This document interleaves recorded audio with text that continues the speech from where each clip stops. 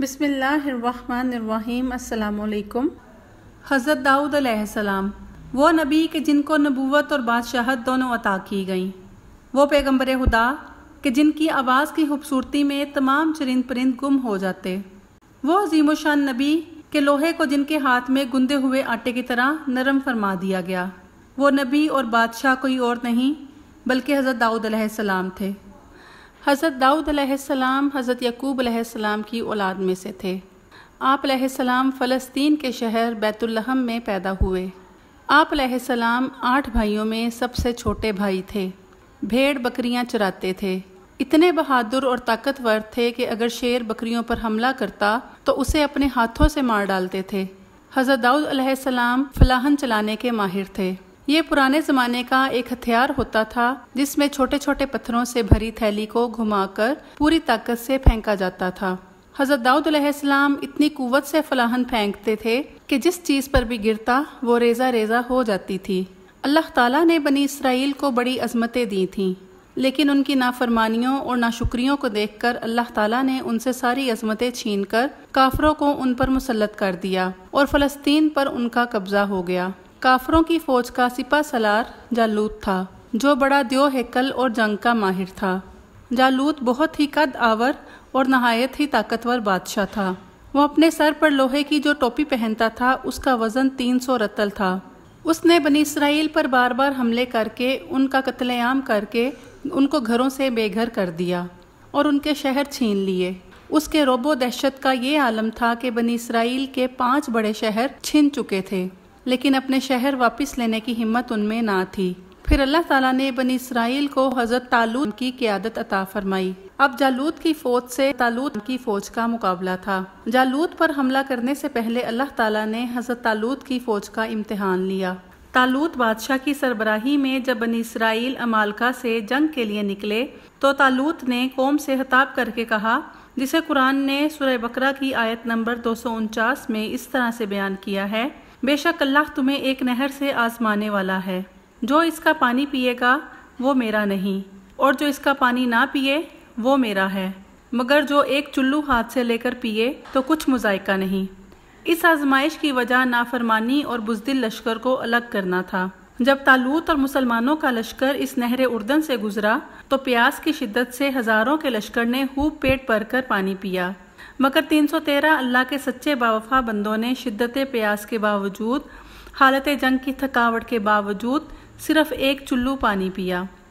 یہ ایک چلو پانی حکم الہی کو پورا کرنے کی وجہ سے ان کے لیے کافی ہو گیا اور ان میں جذبہ جہاد بھی بڑھ گیا، اور پیٹ بھر کر پانی پینے والے کہنے لگے، آج ہم میں لڑنے کی قوت نہیں، لہٰذا وہ بھاگ کھڑے ہوئے۔ صرف 313 سپاہی حضرت طالوت کے ساتھ میدان جنگ میں پہنچے۔ جالوت کی فوج ان کی قلیل تعداد پر حیران تھی کہ انہیں میدان جنگ میں آنے کی ہمت کیسے ہوئی۔ پہلے جالوت نے للکار کر مقابلے کی دعوت دی۔ حضرت داؤد علیہ السلام کے 7 بھائی طالوت کے ساتھ میدان جنگ میں تھے۔ جب آپ علیہ السلام کے والد کو جنگ میں سے خبر پہنچنے میں کچھ دیر ہو گئی کہ ان کے بیٹے کس حال میں ہیں، تو آپ علیہ السلام کو آپ کے والد عیشا نے بھیجا کہ جاؤ اور بھائیوں کی خبر لاؤ۔ آپ علیہ السلام آئے تو دیکھا کہ بھائی جنگ کرنے کے لیے ایک صف میں کھڑے ہیں، اور جالوت بنی اسرائیل کو کہہ رہا ہے کہ اگر تم حق پر ہو تو میرے مقابلے کے لیے کوئی نکلے۔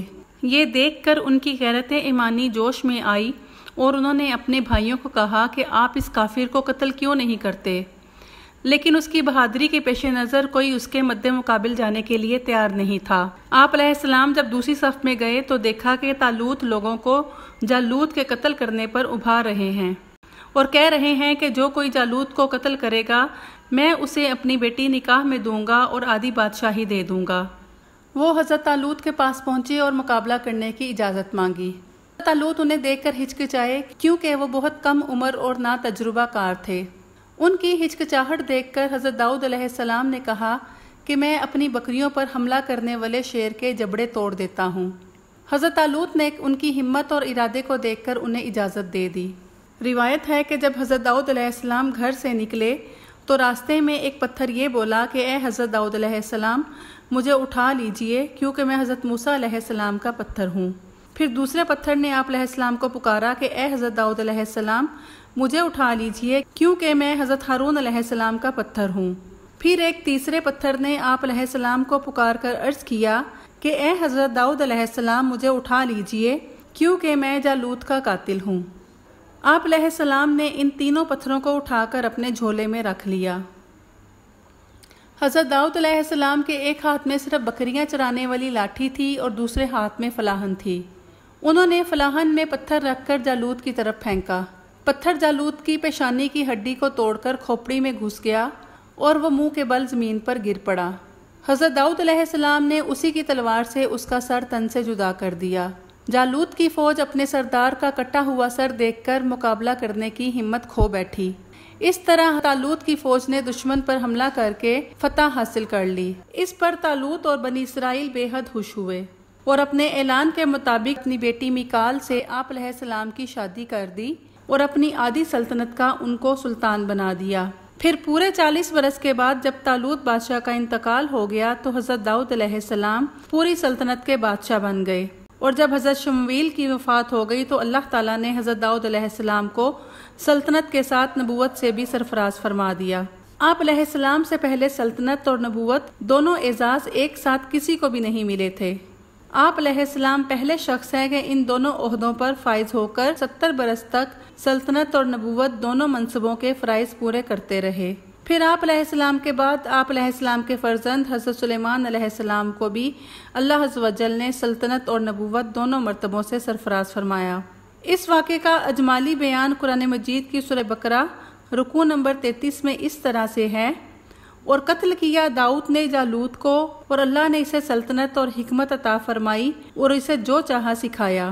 قرآن پاک میں سورہ صاد کی آیت نمبر 26 میں اللہ تعالیٰ نے ذکر کیا ہے، اے داؤد ہم نے آپ کو ملک میں نائب کیا، سو آپ حکومت کیجئے، لوگوں میں انصاف سے اور اپنی نفسانی خواہش کی پیروی نہ کیجئے جو آپ کو بھٹکا دے اللہ کی راہ سے، اور جو لوگ اللہ کی راہ سے بھٹکتے ہیں ان کے لیے سخت عذاب ہے، اس لیے کہ انہوں نے حساب کے دن کو بھلا دیا۔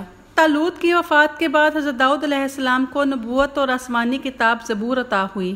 آپ علیہ السلام ان نبیوں میں سے تھے جنہیں اللہ تعالیٰ نے نبوت کے ساتھ بادشاہت بھی عطا کی۔ آپ علیہ السلام ایک دن روزہ رکھتے اور ایک دن ناگا کرتے، رات کا آخری حصہ عبادت میں گزارتے تھے۔ اللہ تعالیٰ نے انہیں بہت خوبصورت آواز دی تھی۔ جب وہ زبور پڑھتے تو ان کی خوش الحانی سے بہتا پانی تھم جاتا تھا، جانور اور پرندے قریب آ کر بیٹھ جاتے اور زبور سنتے تھے۔ ان کی آواز سے پہاڑ حرکت میں آ جاتے اور سب ان کے ساتھ تسبیح میں شریک ہو جاتے تھے۔ قرآن پاک میں سورہ صاد کی آیت نمبر 18 اور 19 میں اللہ تعالیٰ نے بیان کیا ہے، ہم نے پہاڑوں کو ان کے تابع کر رکھا تھا کہ اس کے ساتھ شام کو اور صبح کو تسبیح خوانی کریں، اور پرندوں کو بھی جمع ہو کر سب کے سب ان کے فرما بردار رہتے۔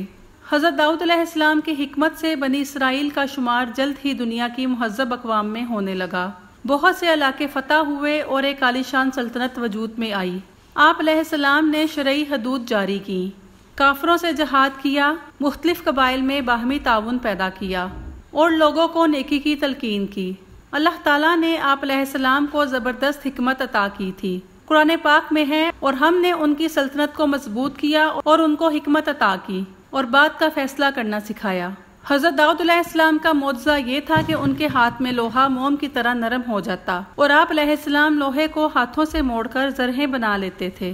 آپ علیہ السلام کے زمانے میں لوہے کو پگھلانے اور اسے چیزیں تیار کرنے کے طریقے بہت پیچیدہ اور مشکل تھے، اور ان سے تیار ہونے والی چیزیں بہت مہنگی ہوتی تھیں۔ حضرت داؤد علیہ السلام کی بدولت لوہے کا استعمال عام ہو گیا اور اس صنعت کو عروج ملا۔ آپ علیہ السلام ذاتی خرچ کے لیے لوہے کی زرہیں بنا کر فروخت کرتے تھے۔ سورہ سبا آیت نمبر 10 اور 11 میں اللہ تعالیٰ نے فرمایا، اور ہم نے ان کے لیے لوہا نرم کر دیا کہ تم پوری زرہیں بناؤ اور جوڑوں میں اندازہ رکھو، تم سب نیک کام کیا کرو، یقین مانو جو کچھ تم کرتے ہو میں دیکھتا ہوں۔ حضرت داؤد علیہ السلام حضرت سلیمان علیہ السلام کو تخت و تاج اور حکومت کا انتظام دے کر خود عبادت کے لیے گوشہ نشین ہو گئے اور 100 سال کی عمر میں انتقال فرمایا۔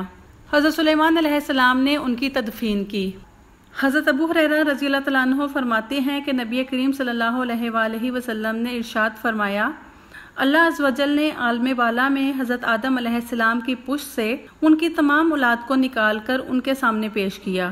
حضرت آدم علیہ السلام نے اپنی ان اولاد میں ایک خوبصورت چمکتی ہوئی پیشانی والے لڑکے کو دیکھا اور دریافت کیا، پروردگار یہ کون لڑکا ہے؟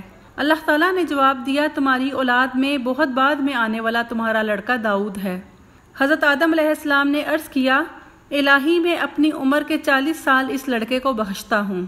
جب حضرت آدم علیہ السلام کی وفات کا وقت آیا تو حضرت آدم علیہ السلام نے ملک الموت سے کہا، ابھی تو میری عمر میں 40 سال باقی ہیں۔ فرشتے نے جواب دیا، آپ بھول گئے، آپ نے اپنی عمر کا یہ حصہ اپنے بیٹے داؤد کو بخش دیا تھا۔ پس حضرت آدم علیہ السلام بھولے، ان کی ذریت بھی بھولنے لگی۔ اس روایت سے معلوم ہوتا ہے کہ حضرت داؤد علیہ السلام کی عمر 100 سال تھی۔ حضرت ابن عباس فرماتے ہیں کہ حضرت داؤد علیہ السلام کا انتقال یوم السبت یعنی ہفتے کے دن ہوا۔ آپ علیہ السلام کی وفات کے بارے میں حضرت ابو ہریرہ رضی اللہ تعالیٰ عنہ سے مروی ہے کہ رسول اللہ صلی اللہ علیہ وآلہ وسلم نے فرمایا، حضرت داؤد علیہ السلام بہت غیرت والے تھے۔ آپ علیہ السلام جب باہر تشریف لے جاتے تو دروازہ بند کر جاتے۔ آپ علیہ السلام کی غیر موجودگی میں کوئی شخص آپ علیہ السلام کے گھر میں داخل نہیں ہوتا تھا۔ ایک دن آپ علیہ السلام باہر تشریف لے گئے اور حسب معمول دروازہ بند کر گئے۔ اچانک آپ کی زوجہ محترمہ نے دیکھا کہ ایک آدمی گھر کے درمیان کھڑا ہے۔ انہوں نے گھر کے دوسرے افراد سے کہا، یہ مرد کہاں سے داخل ہو گیا جبکہ گھر کے دروازے بند تھے؟ اللہ کی قسم، ہمیں تو حضرت داؤد علیہ السلام کے سامنے شرمندہ ہونا پڑے گا۔ اتنے میں حضرت داؤد علیہ السلام بھی تشریف لے آئے۔ دیکھا کہ آدمی گھر کے درمیان کھڑا ہے۔ آپ علیہ السلام نے اس سے کہا، تو کون ہے؟ اس نے کہا، میں وہ ہوں جو بادشاہوں سے نہیں ڈرتا اور دربانوں سے نہیں رکتا۔ حضرت داؤد علیہ السلام نے فرمایا، تب تو آپ موت کے فرشتے ہیں، میں اللہ کے حکم کو خوش آمدید کہتا ہوں۔ پھر آپ علیہ السلام کی روح قبض کر لی گئی اور آپ علیہ السلام کو غسل دیا گیا اور کفن پہنایا گیا۔ جب لوگ غسل اور کفن سے فارغ ہوئے تو دھوپ نکل آئی۔ حضرت سلیمان علیہ السلام نے پرندوں سے کہا، حضرت داؤد علیہ السلام پر سایہ کرو۔ پرندوں نے سایہ کیا حتیٰ کہ زمین پر اندھیرا چھا گیا۔ حضرت سلیمان علیہ السلام نے پرندوں سے فرمایا کہ ایک ایک پر سمیٹ لو۔ رسول اللہ صلی اللہ علیہ وآلہ وسلم نے پرندوں کی کیفیت سمجھانے کے لیے ایک بازو سمیٹ کر اشارہ فرمایا۔